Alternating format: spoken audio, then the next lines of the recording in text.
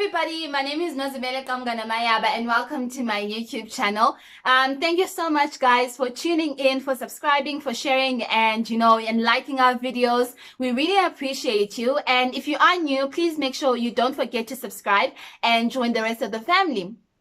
So guys, I know I did say that I'm going to cover a less hectic topic from last week, but then I kept on reading some of your inboxes, some of your messages, some of your comments, and some people have been asking me to do a video when it comes to finances and in-laws.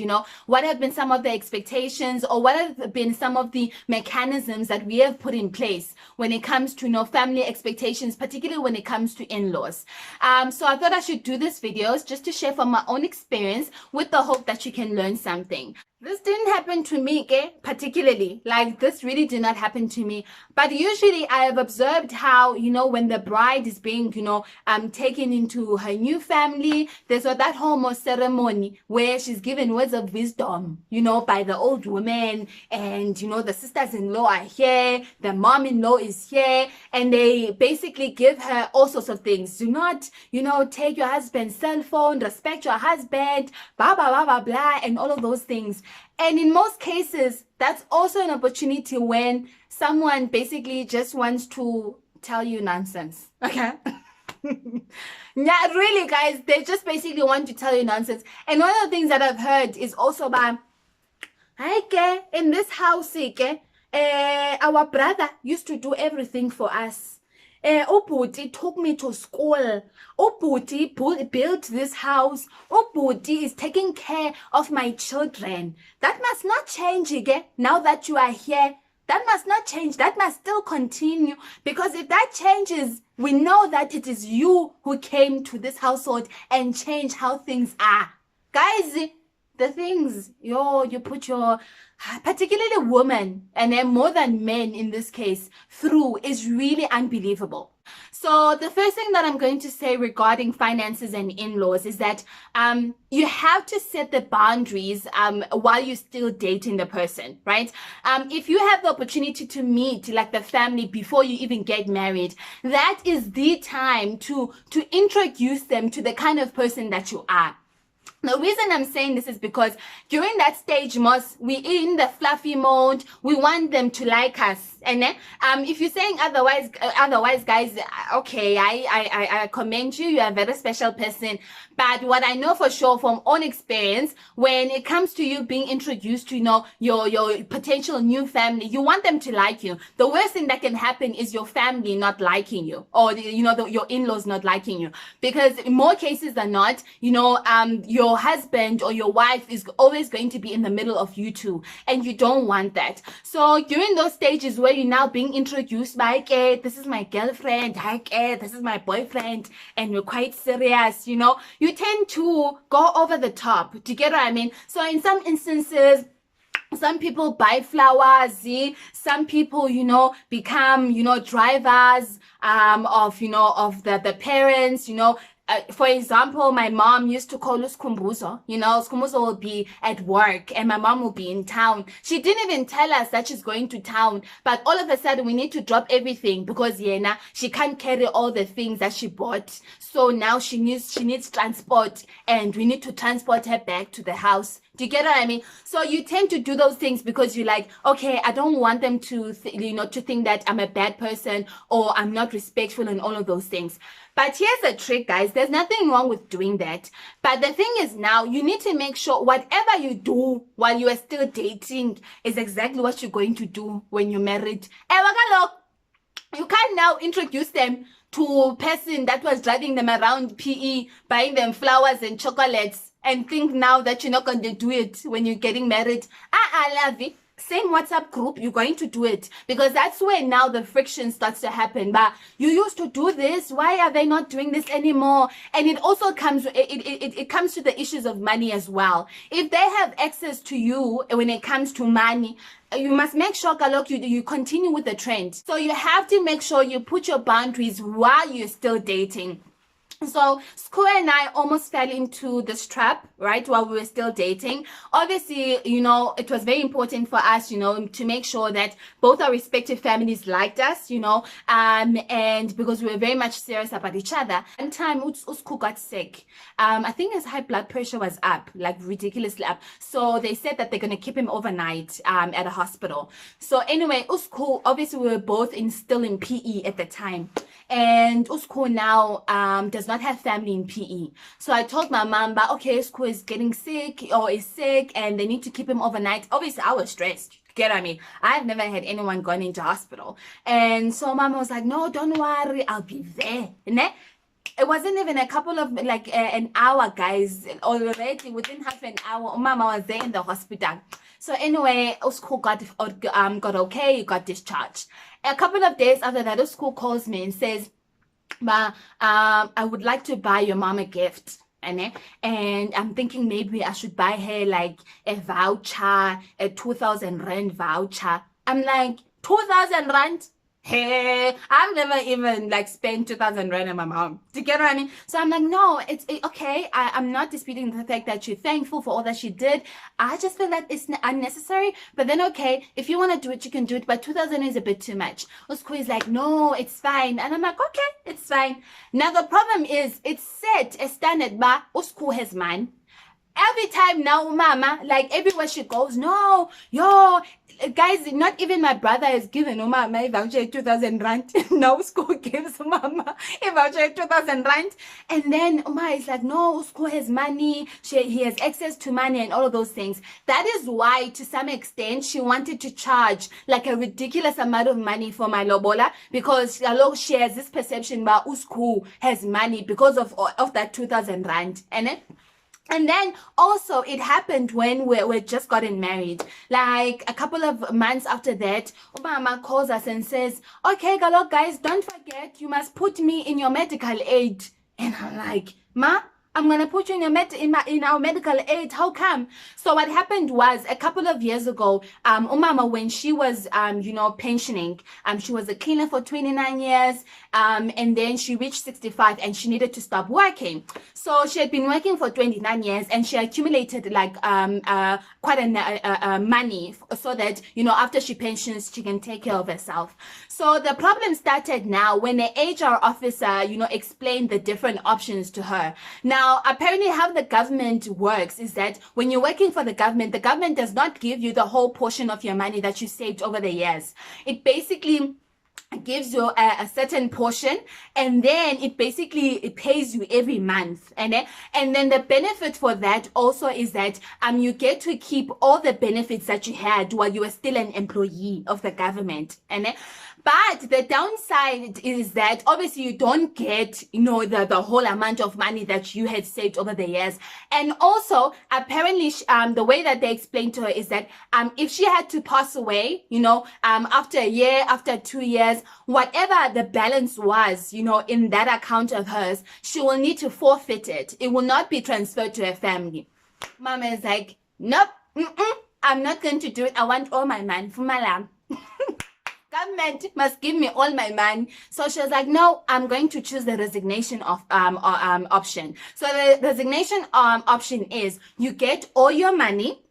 The government gives you all your money as is, but you forfeit all your benefits. So there's no medical aid, there's no funeral cover, there's nothing like that. So I'm telling her, Ma, I'm not going to be able to afford 3,000 rand extra to cover your medical aid, because obviously that's how much I'm going to pay. She's old, although she is not on any chronic, medication, but the fact that she's about 65, she's considered high risk. So a medical aid is going to really quote me a large amount of money. So she's like, no, I'll see what I can do. I'll go to state hospitals. You guys, Mama has been always very problematic. And so she's like, no, it's fine. I'll see what I can do. In my mind, I'm thinking she's going to be like, okay, I'm going to pay the medical aid with the money that I'm going to receive. Mama doesn't do that. So now she calls us. And then after we just gotten married, Usku and I must put her under our medical aid. I'm like, we don't have money to put you under our medical aid. We had just gotten married, right? The money that was paid, like, was given to you. So we had to make sure that we save money so that we can get married. Now we're starting our life. And like, I don't understand where you think like we're gonna get money. And then, so anyway, that's the first thing that I want you to say is you have to set the boundary. You have to introduce yourself as a person that you are while you're still dating. And whatever you're going to do while you're still dating, you have to make sure that you continue doing it when you get married. You can't change now, right? The second thing, guys, I wanted to share is that when it comes to such issues, you need to make sure that you and your husband are on the same page, or you and your partner are on the same page. So before I got married, right, I did tell you that I bought my mom a house, and I'm still paying for that bond. And more so over than that, I also pay like the water bills and, electricity bills, right? So that has always been one of the things where I've been very concerned where, if I had to get married, how is that going to work? Because look, guys, there's nothing that causes friction in a relationship where the other partner feels that while you're still you have to try to build, your home and all of those things, where now you are busy taking care of your own household or your own family, and you're not taking care of his family or her family. So you always need to balance all of that. So transparency is very, very much key. So when I first went to school or were planning now to get married, I put my cards on the table, but I need to tell you, Gemnake, that I'm paying such amount of money towards my mom's house. And I'm paying electricity bills, and I'm paying our water bills, and that is not going to change because that is an obligation, and that house is under my name. Even if it was not under my name, that is the responsibility that I have when it comes to my household, or when it comes to my family. What do you have? What are your responsibility when it comes to your family? We come from similar backgrounds. We're both raised by single moms, and we are the sort of breadwinners in our families. So whenever, our moms need something, we are the first ones to call, although we do have other siblings. So he also has responsibility where every month he needs to send, his mom money back home for food, for electricity and all of those things. So transparency is very key. When you are not transparent, guys, what is going to happen is that when you have a pot of money every month, he gets paid, you get paid, and you sort of like planning what should be done, in the household. And you like, hi man, there's amount of money that is short. Okay, there's amount of money that is missing. What happened, right? And now there come stories about, oh, so and so, I forgot to tell you that I needed to pay this and this and this and that, and all of those things. Those are the last things you need, guys. So be very transparent when you meet someone, or you're getting into a stage where you're going to be very serious. Put your finances on the table, put your responsibilities on the table, and then that's when you decide, that's okay, I'm not going to be able to tolerate. And then decide, like, straight there. And then the worst thing that always happens is that we always think, man, I'm going to change. Yeah, Mosi, I'm me. Like, this is not going to happen. This is not right. He should not be spending this amount of money back home. It's not right. And all of those things. I'm going to go and change that. Do not do that, because that's when things start to get like very tricky. Because when you came with something new that is not, they're not used to. Do you get what I mean? So be very transparent, and then you choose whether you want to go along with the situation or not. As I said, that's what me and Scoot did. We're very transparent with our responsibilities. We knew what we were responsible for, respectively, in our homes. And we basically made a plan in terms of, okay, this is a percentage of money that we're sending home. Beyond that, we cannot do. So when Mama calls me all of a sudden, I want to go to town, I want to go there. No, lovey, I can't do it. Kaloku, I have a new home now I need to build. Do you get what I mean? You have to be very firm, guys. You have a new home that you need to build now. You can't go beyond what you are basically doing.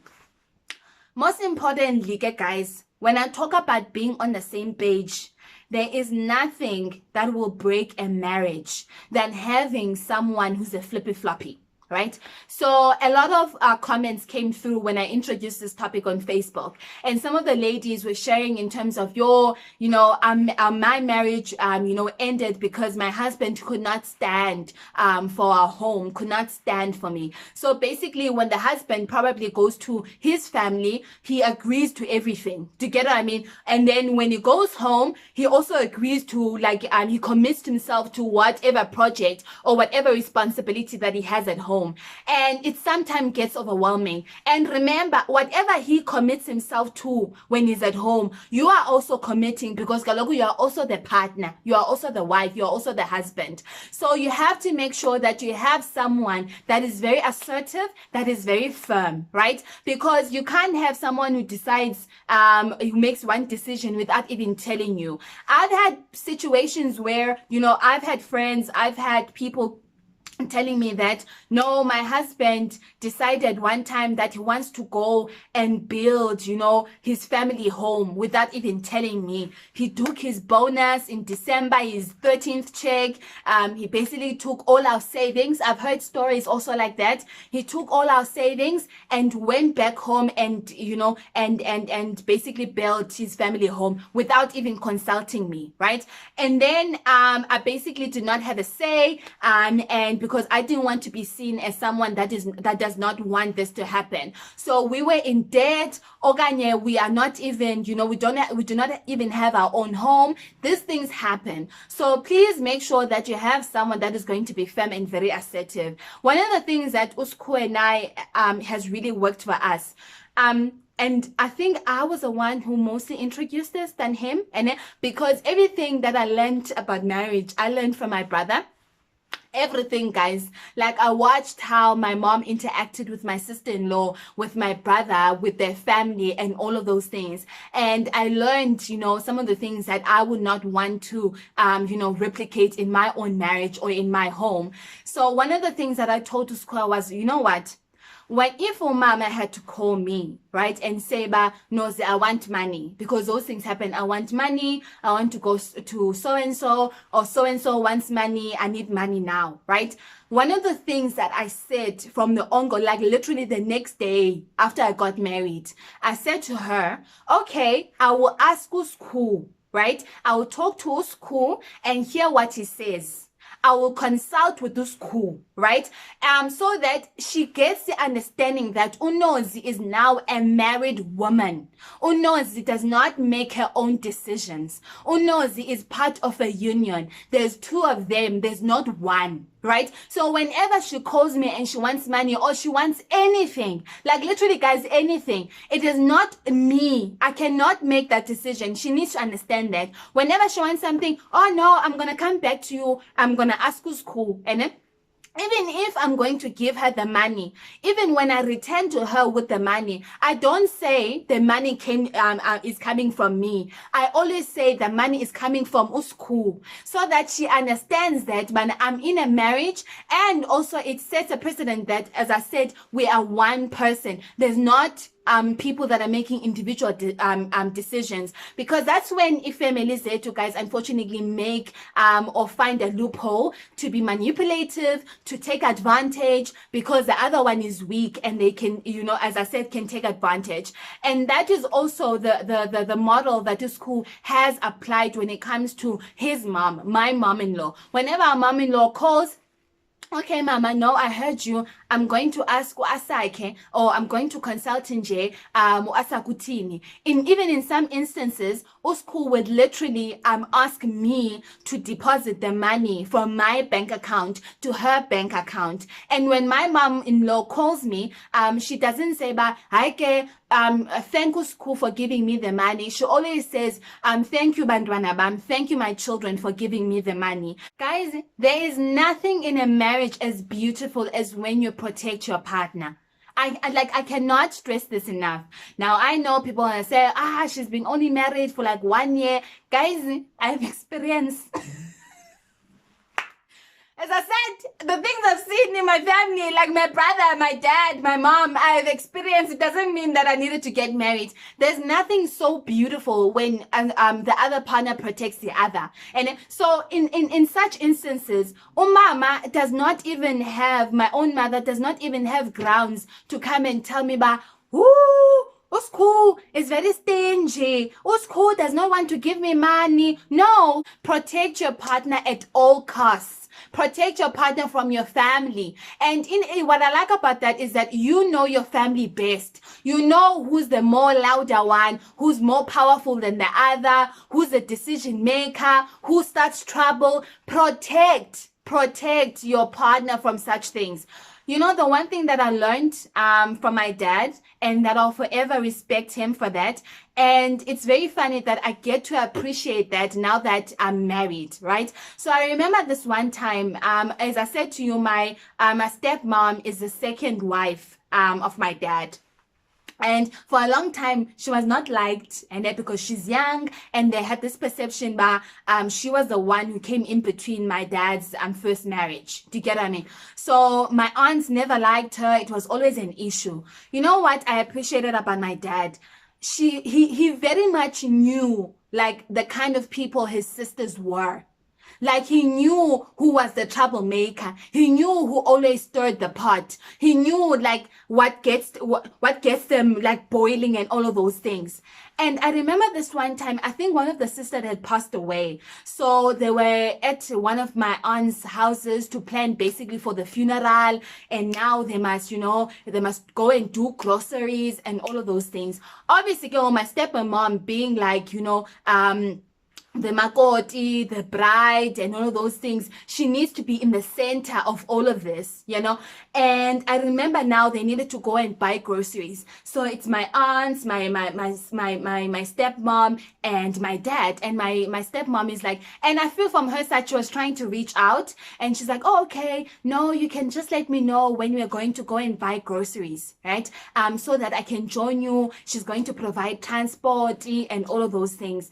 Then my dad says, but then he says it in a very joking manner, which it almost threw me back. He almost says, Haibo, what do you know about when groceries? You've never bought groceries for big ceremonies. You only buy groceries for our little family, blah, blah, blah, blah, blah. And everyone started laughing. And it's like, don't take this one. She mustn't go along. You guys, the sisters now, you guys must go and do groceries. I'll give you the money and then you can go. And then so when you're going back home, and so I'm busy, I'm in the car with them, and my stepmom, is very offended. But I was Kosi, how can you say, Bana, I must not go with them? Because Galok, I'm trying to reach out so that they don't feel like I'm an outsider and I don't want to participate. You know what my dad said? He's like, no, you don't understand. I'm protecting you. I'm protecting you from all that mess because I know my sisters. I do not want you to be in the middle of, she said we must buy this. We are not used to this, Tina. We wanted to buy this and that. She's very stingy. She did that. She did that. He said to us, do not do that. I'm protecting you from all of that mess. Let them do what they want to do. Give them the money if you want to give them the money, but do not go with them. I did not realize what it meant until I got married. Now I appreciate how a school protects me. In situations where, there's something that comes, from his family, Okanye, Mama, my mom-in-law calls me and he's like, don't worry, I'll handle it. And then Okanye says, trust me, I know my family. I'll handle it this way. Okanye, he advises me, but don't worry, say this. Okanye, handle it like this. And lastly, guys, learn to say no, son. Your guys will die. And the most unfortunate part is that I've seen from others sharing their own experiences. It does not matter what you do. It's not enough. So do what you can. And after that, set your boundaries. If you cannot do over what you what is available to you, do not go the the extra mile. Do not go and take out your loans. Do not go out and borrow money from the banks and all of those things. Because obviously it's going to set you back, right? Do you get what I mean? Instead of starting your own family, you're still trying to pay off your loans. Do you get what I mean? So I really hope this video has been very helpful, guys. This is what has worked for us, and as I said again, we're still fairly a new couple. Things might change, but for now, this is really the mechanisms that we have put in place for us have really worked well for us. Thank you guys for joining us, and yeah, once again, please make sure you don't forget to subscribe, and I'll see you guys next time.